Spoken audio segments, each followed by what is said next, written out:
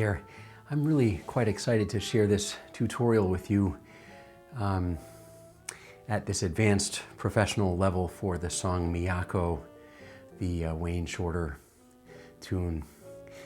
If you haven't seen any of the one that's earmarked for everyone, or beginners as it were, and then there's a second level that's really earmarked for students, there's a lot of valuable information in there.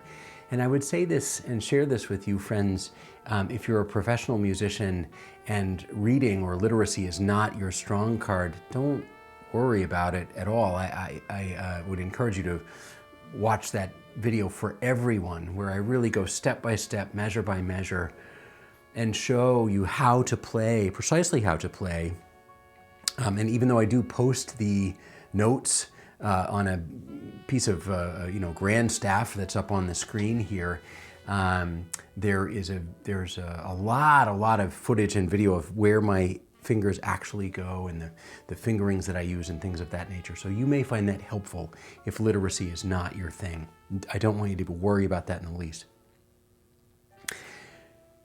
So in very, very brief summary, the video that I did for everyone on this arrangement that I wrote of Mikayo is such a gentle introduction, but it does show you exactly measure by measure how to play it.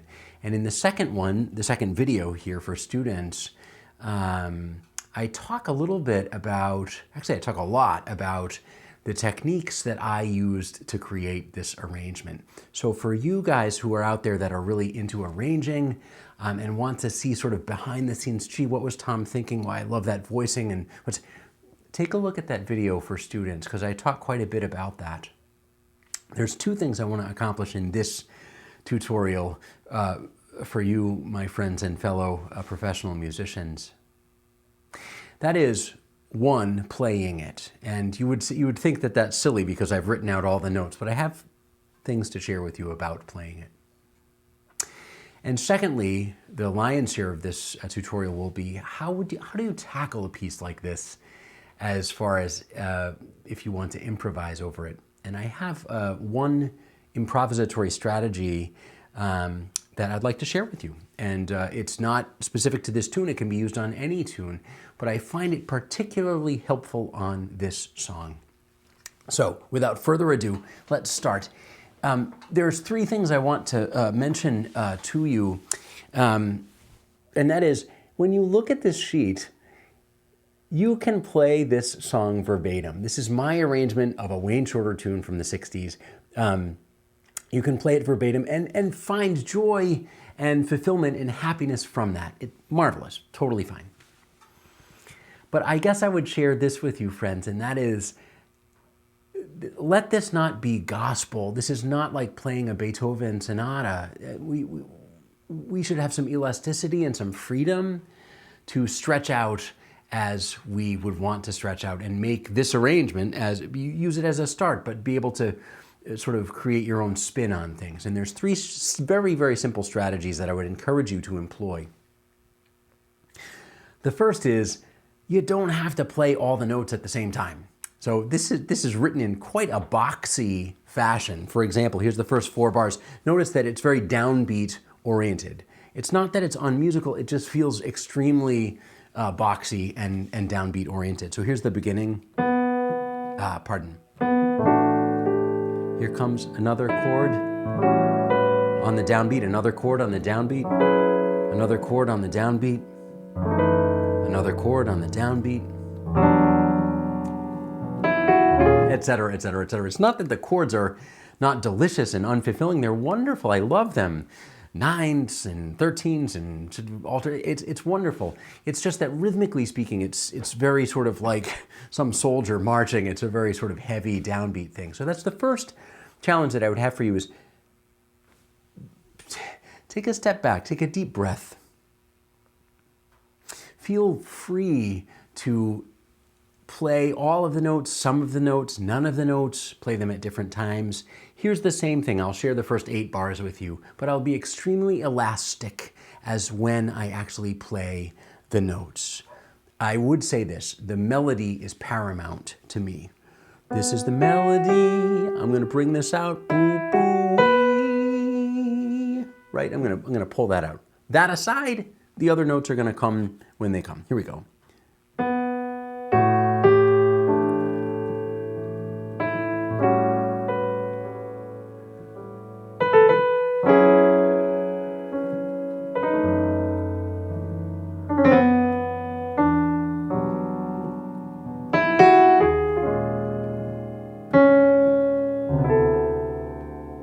So some of them were rolled, some of them were the outer notes and then the inner notes.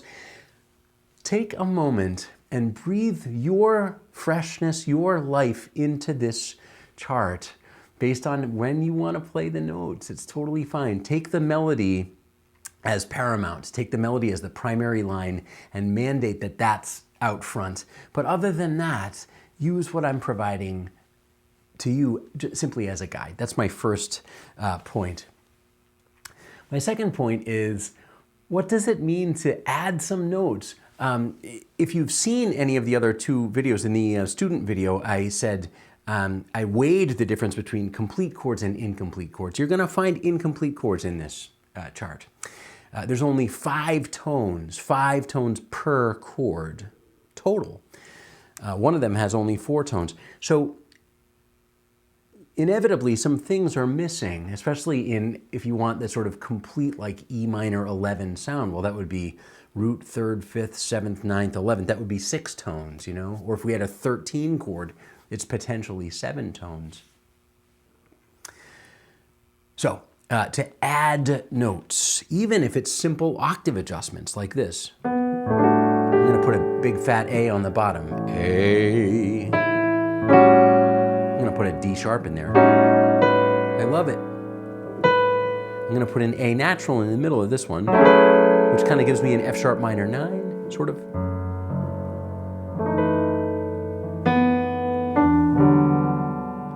I'll stop here just for a moment so you can study the screen and look at what I'm doing here. What I wrote is this. What I added was a D in my left hand and a B in my right hand, just for a fatter sound. It's a bigger sound. I added a G flat, incomplete chord. This does not have a minor third. I'm putting that G flat in there. Maybe I'll even add the B flat with my thumb like this. That's fat. Adding a ton there. You get the idea. If you are a professional musician, don't hold back. Add some stuff, add some things to it. And then thirdly, the last thing I want to add is, you and I, we can embellish. Now, if you're sort of Ferranti and Teicher or Liberace or something, it's all about the embellishment. There are others of us that play a bit more conservative game when it comes to embellishing. However, it is wonderful to sort of sprinkle fairy dust on top of some of these things that we do, even if it is simply arpeggiating what we already have in the right hand. So I'll button this little first segment up with that. I will embellish. Let me see if I can articulate as I go. Here we go. D triad.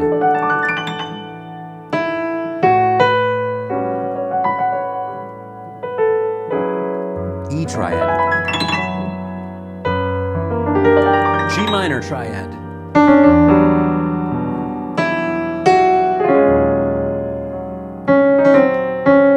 E minor triad, A7, A triad, etc., etc., etc. I was getting extremely carried away there, and I you know, in this artificial sort of sharing session, I'm kind of going a little off the deep end. You know, live performance, or certainly if I want to be truly creative, I wouldn't be so elaborate. All right, I'm going to button that up here, but I have a ton more to share with you, and I especially want to get into this wonderful, wonderful discussion about a strategy that I think will work great when improvising over this song.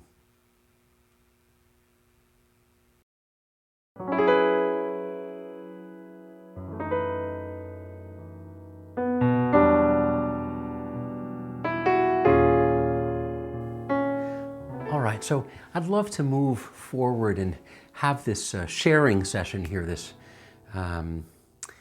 little mini seminar on improvisation, what it means to improvise over a song like Mikayo. Now, all of us, myself included, we all come from different places. Some people are more rockers and more funk players than they are jazzers. Some folks are classical folks who are open to improvisation. But everybody's got like a different approach.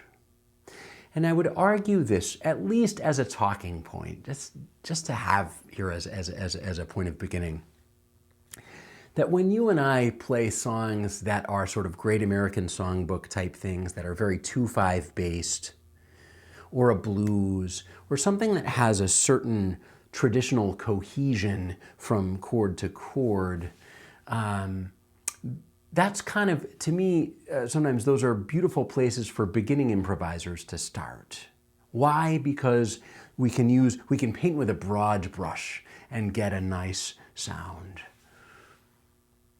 In a tune like this that has the absence of a key signature, there's no sharps, there's no flats, and that's a deliberate move on, in writing this script, because the chords are kind of panned. They're sort of all over the place. It's a kaleidoscope of sounds. It's just a beautiful, beautiful thing. Here's my point. Sometimes the danger for us as practitioners, as professional musicians, sometimes the danger for us is we treat those as separate pieces of fruit, and it gives our sound a very boxy sound.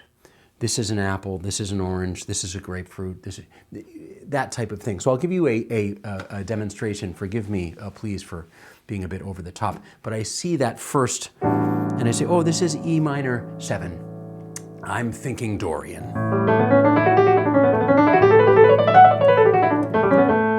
I see the next chord. Okay, but it's a dominant chord, so I want to think, how about this? Yeah.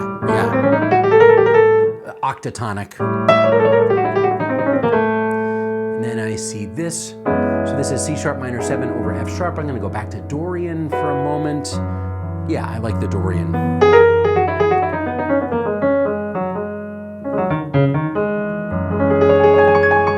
then I see F sharp 7 or C sharp minor 7 over F sharp, but I'm going to kind of think of that as F sharp 7, so another kind of altered-ish sort of sound. Then I've got E minor 9. I'm going to step outside the box for a second. This is maybe melodic minor.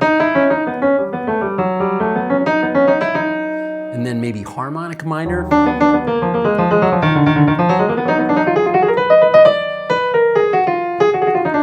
And then maybe Dorian. Nah, melodic minor,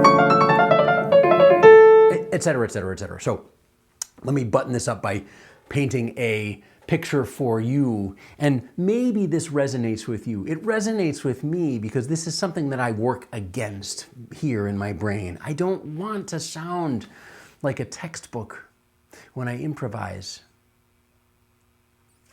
I don't want to sound like some school assignment where I'm just sort of an algorithm, or I'm just barfing out answers. This is a minor chord, I use this chord scale. This is a dominant chord, I use this chord scale. I'm not throwing the baby out with the bathwater. I think those are very important points of reference. But in the large picture, in the grand scheme of things, if you and I aspire to an organic sound, it's important to have all those materials, but to use those materials in crafting an individual sound. So let's step backwards for a moment and say, this is me kind of regurgitating information, but maybe not the most musical thing. 1, 2, 3.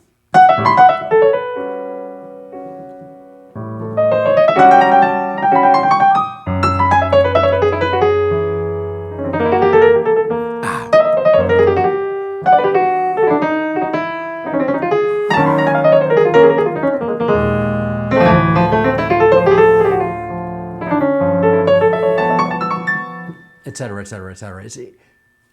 Forgive me, it was super sloppy, but I was making no deference towards finding some type of integrity or heart in what I was doing. And here, hence, is the sort of platform that I want to posit here, which is, what would it mean for you and I as a musician? What would it mean for you and I as a musician? Instead of focusing this way and thinking vertically, I have this chord, I'm going to play all these notes. I have this chord, I'm going to play all these notes. I have this chord, I'm going to play all these. Instead of thinking vertically, we think this way, horizontally, melodically. I know that you've heard this. Perhaps you also work through this as well, which is, what does it mean to play through the changes? What does it mean to tell the story? What does it mean to spin a tale this way? And I argue, when you and I listen to Wayne Shorter or listen to other great musicians and they play and you feel inspired, there's this forward energy that seems to defy all of these changes that are just kind of floating around, especially in this case where they're, it's from all kinds of different keys and these types of things. But there's still, we aspire to this sort of like telling the story this way. And so I introduce this artificial method. I hope you'll consider it. It works for me.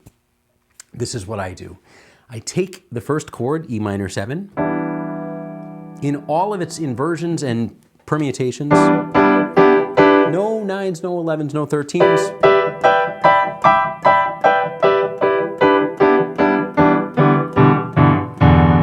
If you're a monophonic player, saxophone, trumpet, trombone, whatever,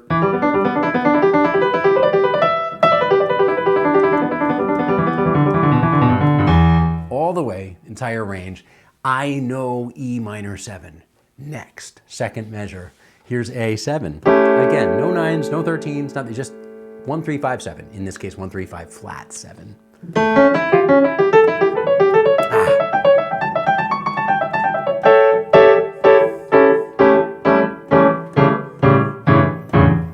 If you are a literate musician, chart it out. You have all these options, these 4 tones in all of these registers for E minor 7, all of these 4 tones in all of these registers for A7, all of these 4 tones for C sharp minor 7. And then take a look this way. This is so cool. Make a horizontal line. Here, as a math problem, whether you're writing it or not writing it. Take the inspiration off the table just for a moment. What I'm asking you to do is, what does it mean to put some training wheels on our bike? Just for temporarily, just for a moment, to see if we can get a line that has some integrity this way. E minor 7, that's the root. I'm going to ascend. I'm going to create an ascending line. I can't stay where I am. I have to go higher. I have to go higher. The next available tone higher for A7 is this. That's the flat 7. I can't stay. I have to go higher. That's the next available tone. That's 5 of C sharp minor 7. I have to jump, leapfrog. That's the flat 7 of the C sharp minor 7. Keep going. That's the flat 7. That's the root. That's the minor 3rd. That's the root. You get the idea. I've deprived myself of common tones even. I'm forcing myself to create a line. Okay, let's include common tones, just for giggles of it. Here's E minor, that's the root. I'm gonna stay right there just to prove that that's 5 of A7. I'll even stay there to prove it's minor 3rd of the C sharp minor 7, but I'm getting bored, so I'm gonna go to here, there's the 5th of C sharp minor 7. Now I'm gonna go to here, there's the 5th of E minor, there's the flat 7 of E flat minor 7, there's the root, and I'll stay right there, there's the 5th. Fine, those are the training wheels. What do we do with it? What do we do with it? How about at this point we jump out of the cerebral head and just get more into the ear of it, the heart of it.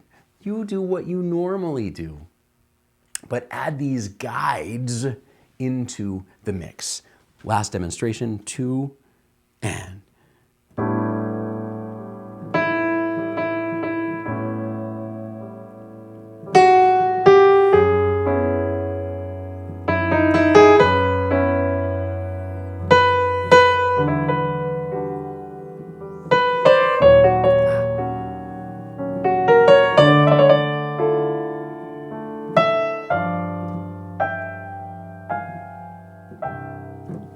I'm able to make a melody from there. I have tons more to share with you. I hope you find this helpful and interesting thus far.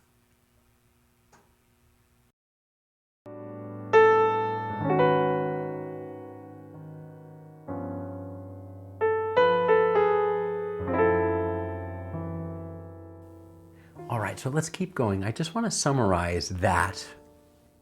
Easy. Sometimes it's as in life. Sometimes it's so easy to say, easy to show, but it's heavy, man. Like, here's the summary of that.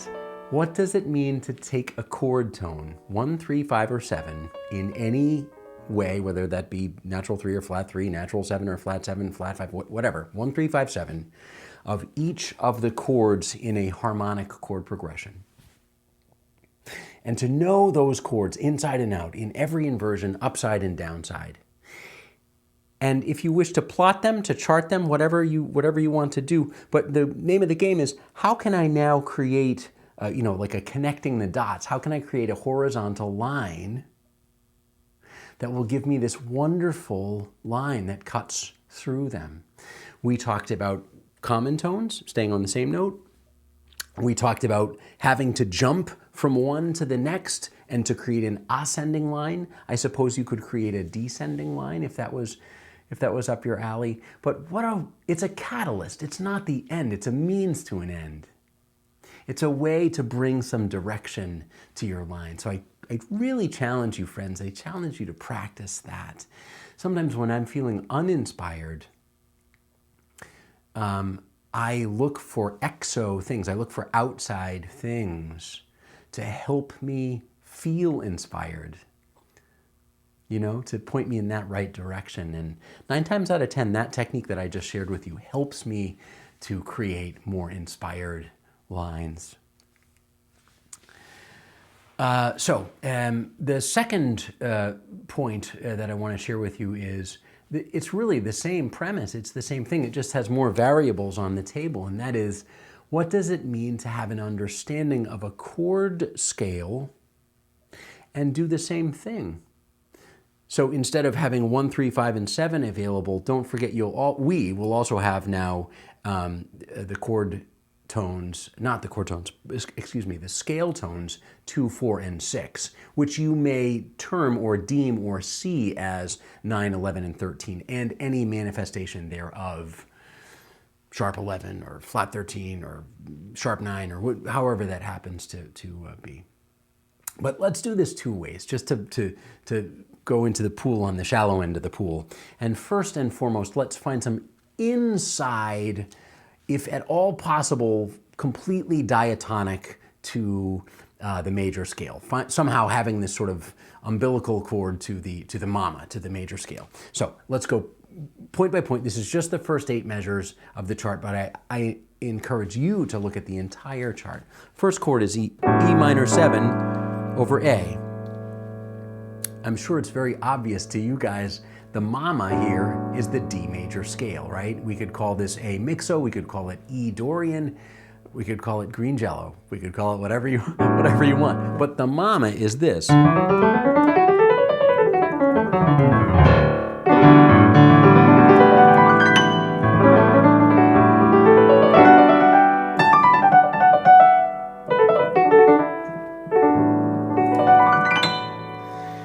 And the second chord is the same, A13. We could call it A mixolydian. Again, the parent, the mama, is D major. And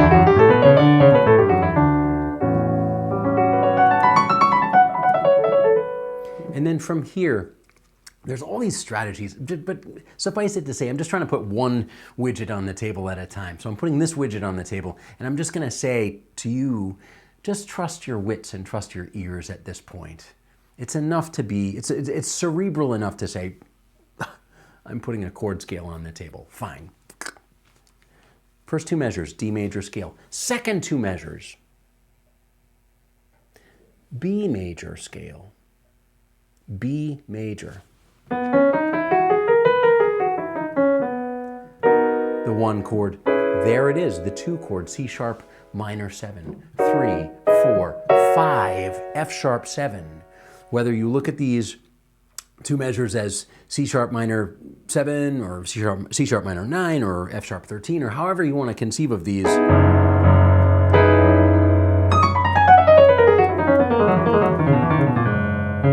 It's going to give you the right answer, B major. So I've got 2 bars of D major, 2 bars of B major. Again, not going to talk about, oh, these are the avoid notes and this is that. Trust your ears at this stage. Next measure, the 5th bar of the 8-bar phrase, E minor 9, back to D major scale, E Dorian, if that resonates with you. Down a half step, logically, D flat major or E flat Dorian, if that's the verbiage you want.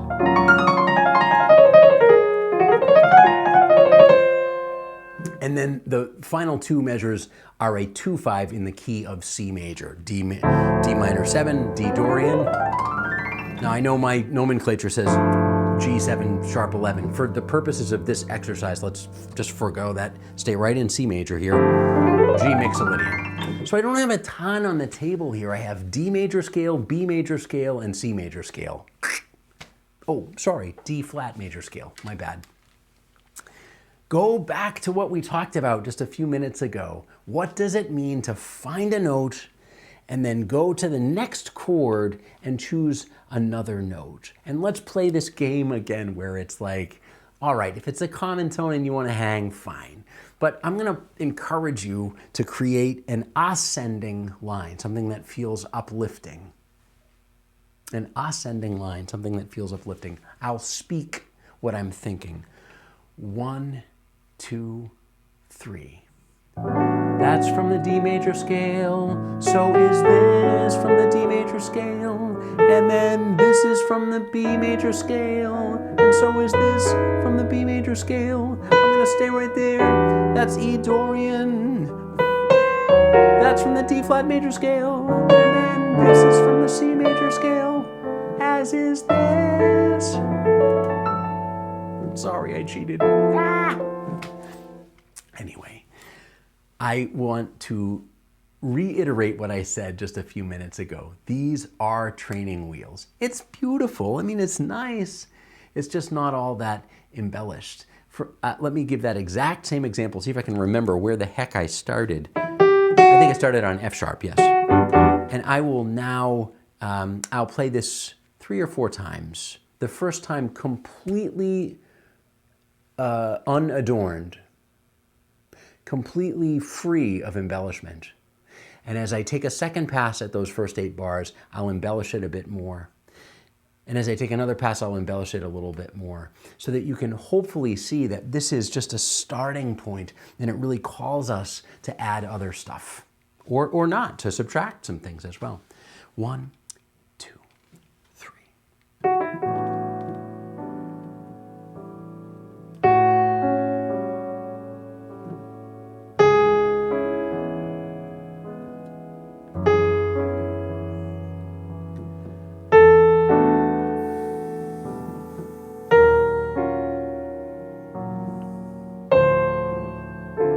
Okay, I'm going for it, sorry.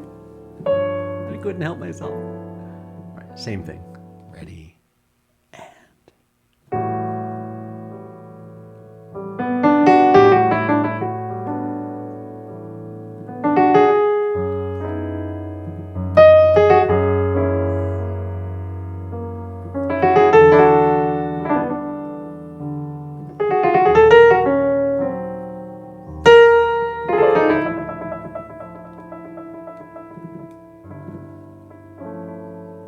Same thing. 1, ready, and.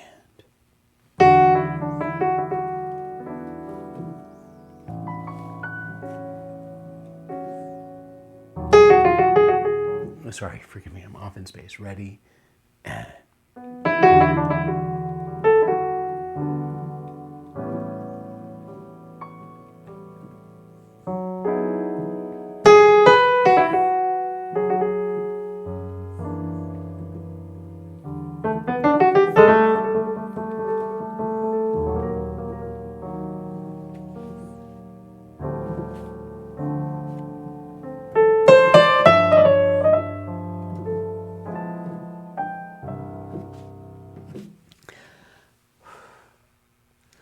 You get the idea, I hope. Same as with the chords, I used chord scales, inside chord scales, inside. Scales that are firmly attached to a major scale technology. And then I used my ears from there, based on this artificial line that was this kind of ascending footballs, in this case dotted half notes. I have more to share with you. I hope you're having a good time.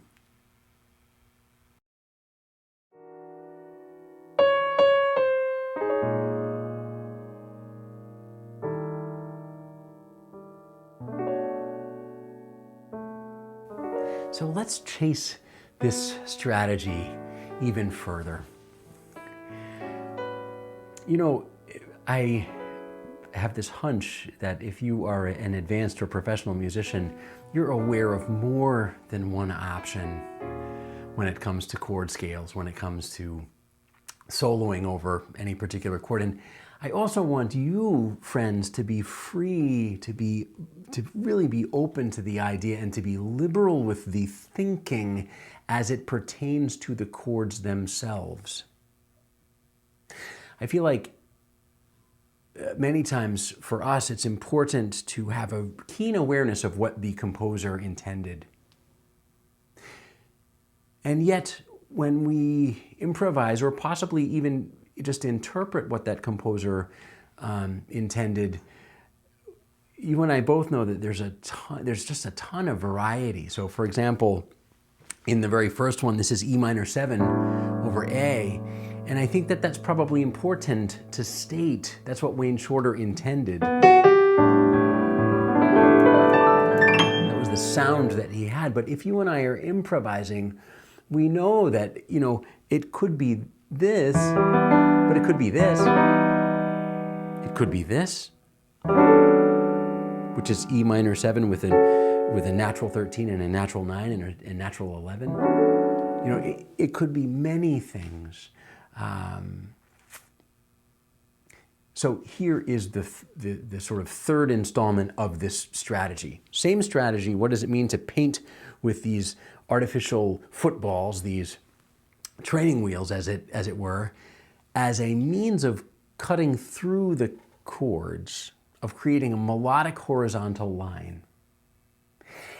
And yet in this one, we are going to start to swim in dangerous waters, which I love. So E minor 7, I'm just shooting from the hip here. I want to make this sound.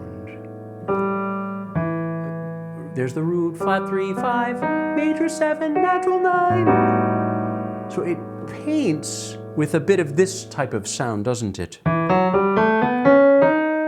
Kind of a melodic minor sound. So there's melodic minor, and then maybe painting with this. Oh.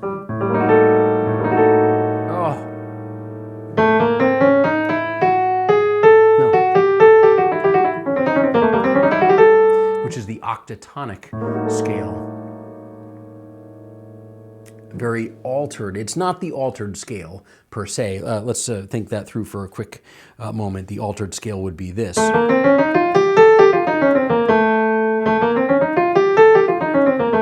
Octatonic scale, or symmetrical diminished, the half-whole scale if you want to call it that.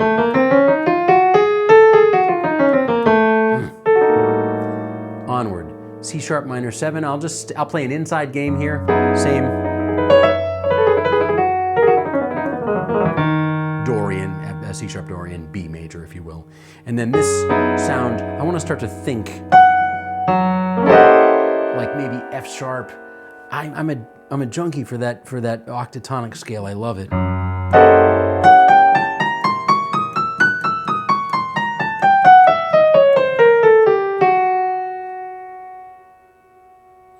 And then maybe back to this lovely sound of minor major 7, melodic minor, and then maybe inside sound Dorian, and then maybe, let's see what happens. Yeah, this is Aeolian.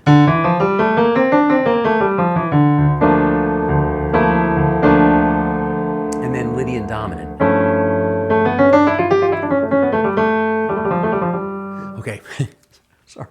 My imagination just goes nutty. But I hope yours does too.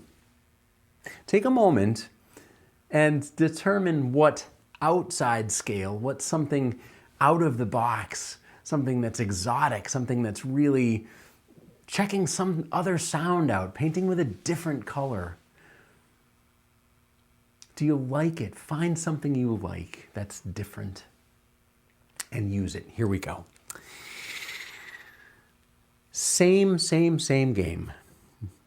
I'll go nice and slow. That's major 7 on a minor chord. I'm gonna keep that tone. That's sharp 11.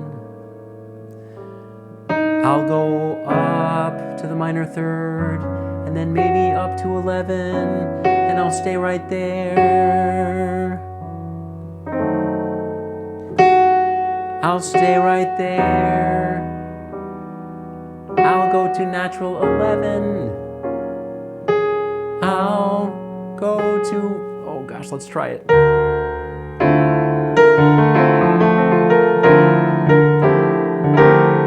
Whoa, that's harsh. And then, anyway, you get the idea. Let's see what happens. You know, in these dangerous waters, sometimes it's a leap of faith. Sometimes it's trying some things. These things make me excited where we try things and it's like, oh, that didn't work. That's okay. That's okay. That's really important for us in the idiom of jazz to feel comfortable making mistakes. It's okay. It's okay. This is how we learn. We're experimenting with these sounds. And then you find the sounds that you like. Okay? That's one of the curses of you know, folks who are trying to improvise and they're trying to shed all these monkeys off their back of like, oh, do this, don't do this, remember this, that's the wrong note. Just allow it to go. 1, here's just the footballs, unfettered, just these guideposts. Ready? I'm going to start in a different place. Ready? And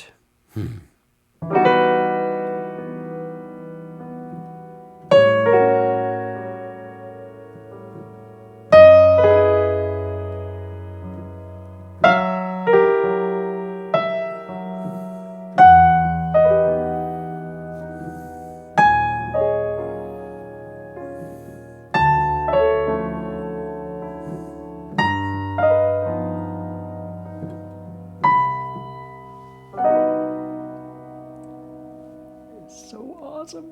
Here it is. Now I'll use those as a guide. I'll use that as a guide. 1. Ready.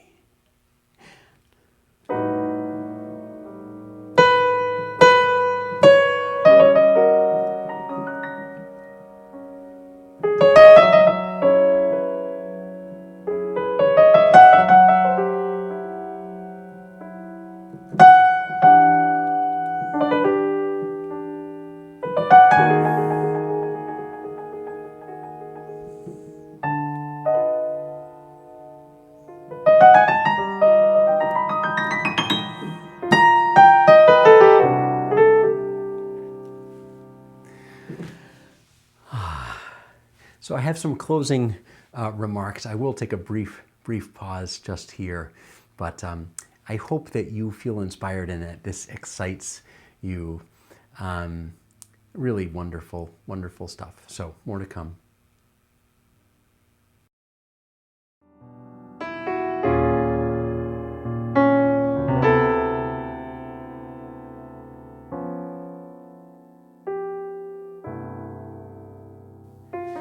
All right, so I'll bring a bit of closure to this tutorial.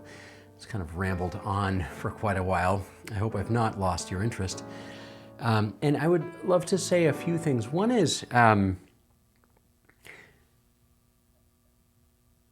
you know, that line I kept referring to as being an ascending line. I didn't really demonstrate that it can also happen in a descending fashion. And also, I must say, if jazz chord scales, extensions, tensions, these types of things are not your jam or you're not your go-to,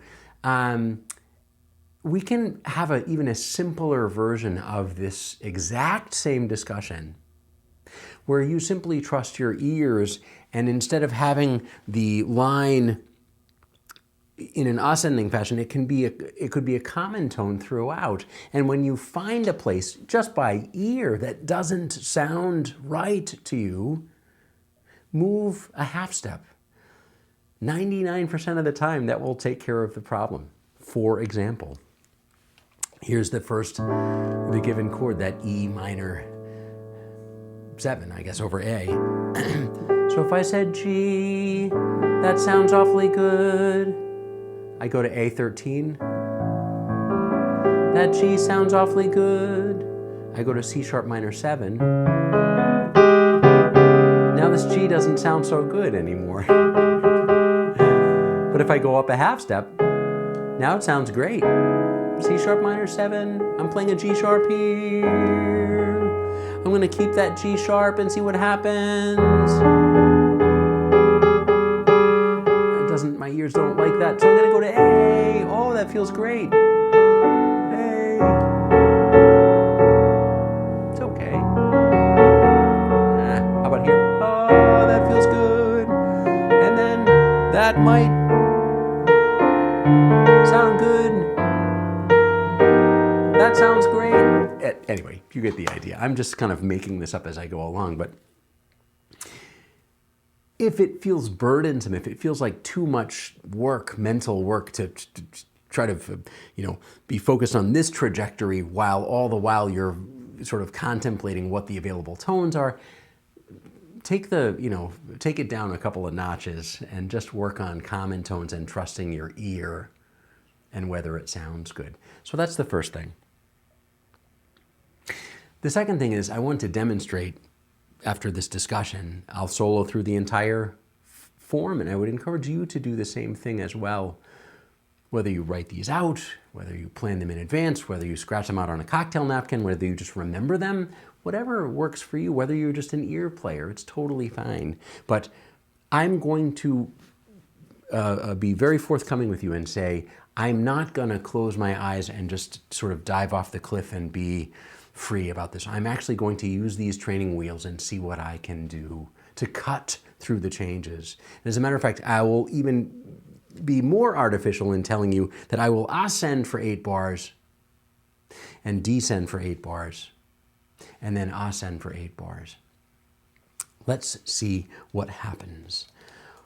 1, ready.